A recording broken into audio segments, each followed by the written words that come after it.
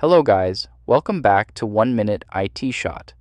In this video, I'll show you how to create a one-tap message shortcut on your iPhone so you can instantly text your favorite contact right from your home screen. Let's get started. First, open the Shortcuts app on your iPhone. Next, tap the plus icon in the top right corner. Now tap Send Message. If you don't see it, use the search bar and search for Send Message. Once the action appears, tap Recipients and choose the contact you want to text. If you want, you can add multiple recipients instead of just one.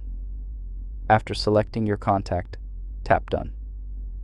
Now, if you want the shortcut to send a specific message every time, tap the message field and type your message.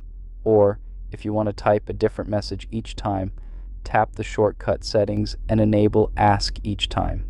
This way, your iPhone will ask you what you want to send whenever you use the shortcut. Next, tap the share icon at the bottom of the screen. Scroll down and tap Add to Home Screen. Here, you can customize the shortcut by changing its icon, choosing a different color, or even using your own photo. You can also rename the shortcut. Finally, tap Add in the top right corner. Now, you'll see the shortcut on your home screen. Whenever you tap it, your iPhone will instantly open a message to your selected contact.